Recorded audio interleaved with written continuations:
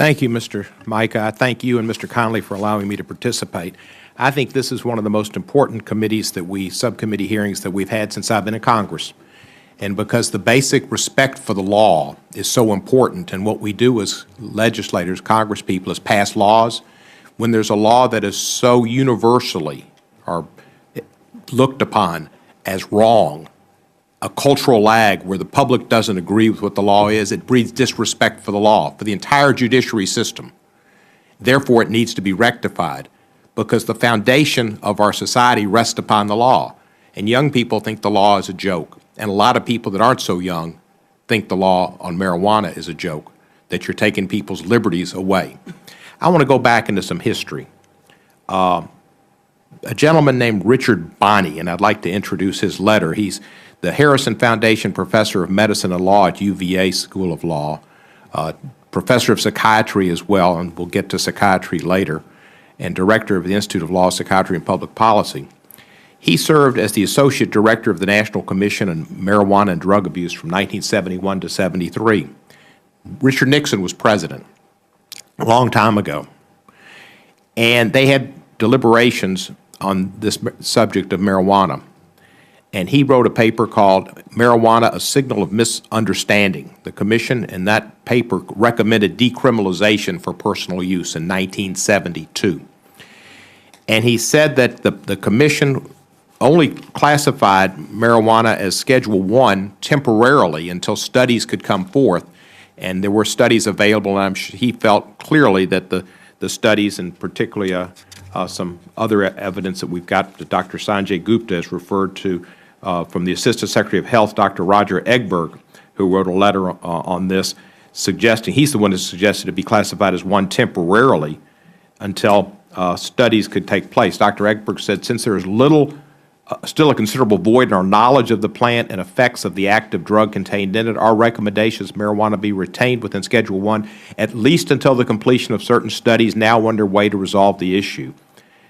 So not because of sound science, Dr. Sanjay Gupta said, who changed his opinion on marijuana, but because of its absence of science, because they never completed the studies, looked at the studies, or got involved there, that it was Schedule I. That was 1970, and there were studies underway that were never used.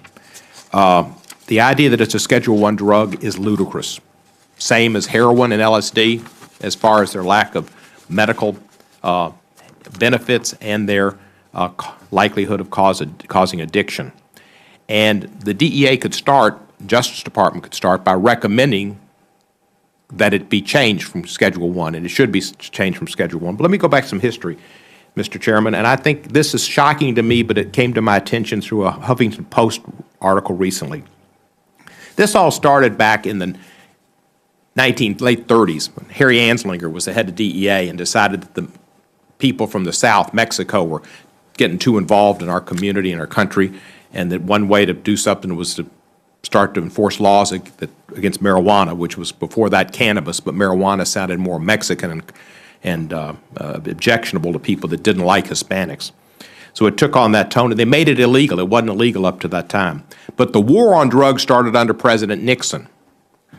And Mr. Haldeman, for some people may not remember, Haldeman and Ehrlichman and these guys were big in the Watergate hearings, but they were the main think tank for President Nixon, if you call that think. Haldeman, in a diary entry of April 28, 1969, said he, parentheses, Nixon, the President of the United States, emphasized that you have to face the fact that the whole problem, and this is about drugs and the drug war, is really the blacks. The key is to devise a system that recognizes this while not appearing to.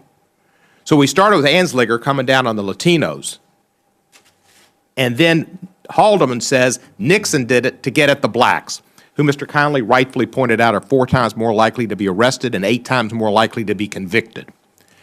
Then we have Mr. Ehrlichman, White House counsel to President Nixon, in an interview, the author of Smoke and Mirrors, The War on Drugs and Politics of Failure. And Mr. Ehrlichman said, look, we understand we couldn't make it illegal to be young or poor or black in the United States, but we could criminalize their common pleasure.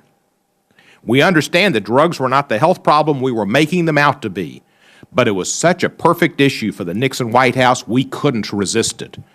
I just want y'all to know the underpinnings of the policies that you are carrying out and furthering, the basis of them and where they're started and the genesis of them. And then Mr. Ehrlichman said, we knew we were lying about the health effects on marijuana.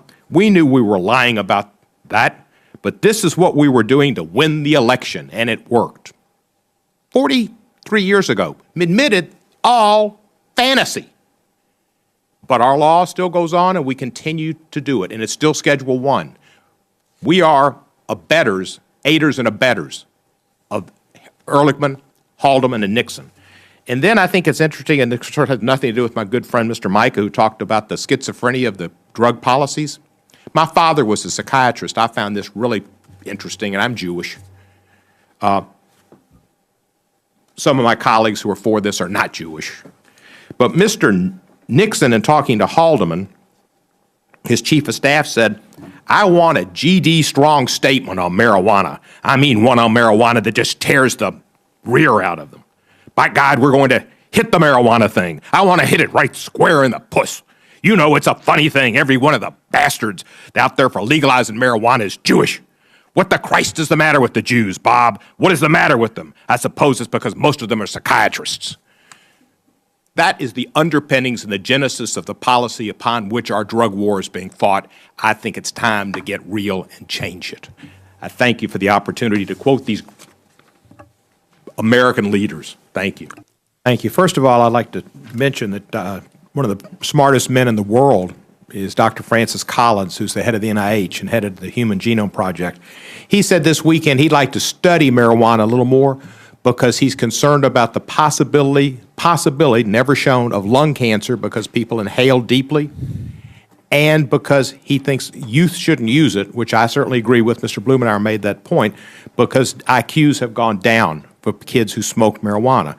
Indeed, they shouldn't do tobacco, alcohol, and some say seen and not heard, but that's neither here nor there. But he said, I don't want to sound like one of these people that says marijuana is evil. I don't think it is. That's Dr. Francis Collins, the #1, maybe one of the most intellectual, brilliant people in the world on research science and these things. A. B, Mr. Harrigan, you've been in this business now for close to 30 years.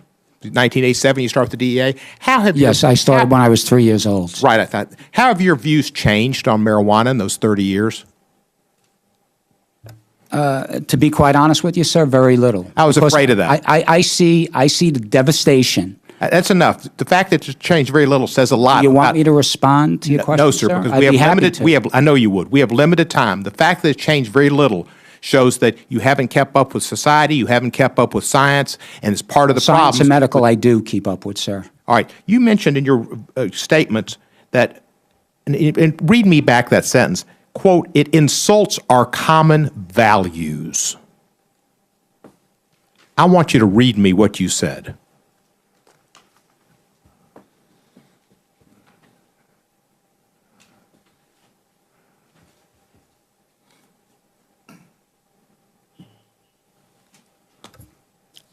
Yes, sir. I believe this is the section you're referring to. We also know that marijuana destroys lives and families, undermines our economy, and insults our common values. What are the common values it insults? For me, sir, I will tell you. I will tell you if you let me. You said we know. You're speaking as clairvoyant voice of America.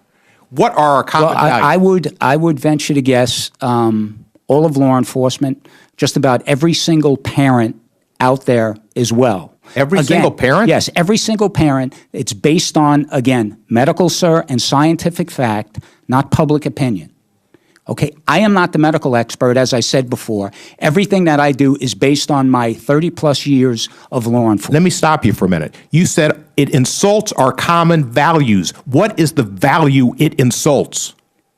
What is the value it insults? Yeah, you said this. Do we have all? I could easily go on and on. You haven't started yet. Well, if you continue to interrupt me, I would be happy to address your question. Answer my question, sir. Yes, you know what? From a bare minimum, as a parent, as a former educator, as a law enforcement official for all these years, I have seen the devastation that marijuana has caused not only on individuals, on families, and communities.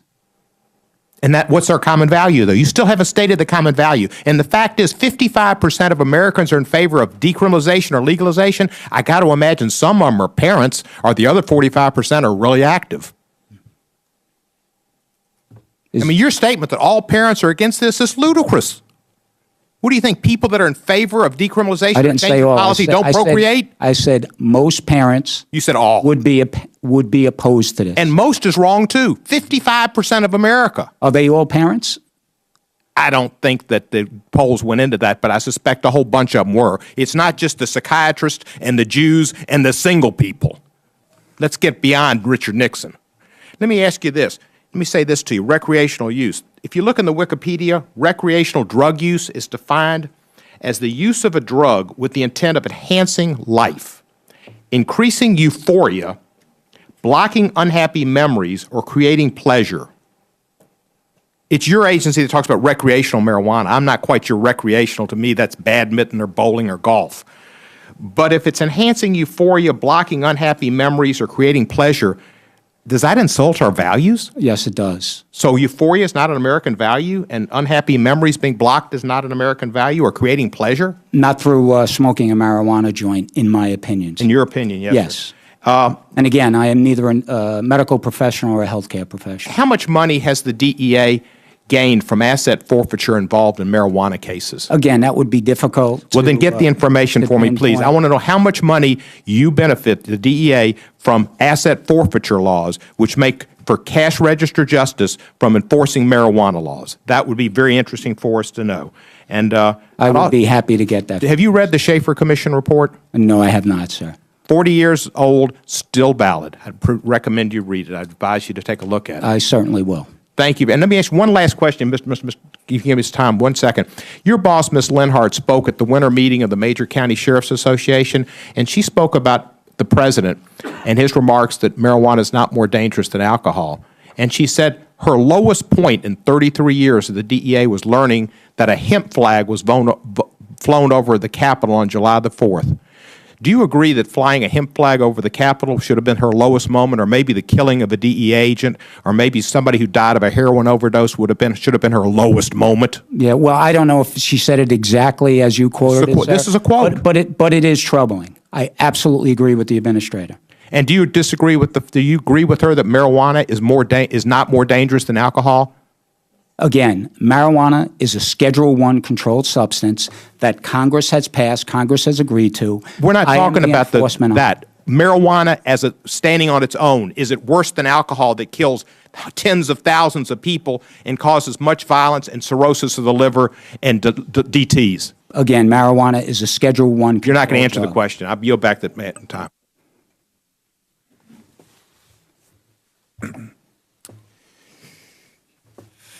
So that was did you say, was that over the Capitol or the White House that they flew the hemp flag? Best of my knowledge, it was the Capitol. Okay. Well, give them enough hemp and they'll hang themselves. Well, just part of our discovery effort here. Interesting. What we're going to do is we've got a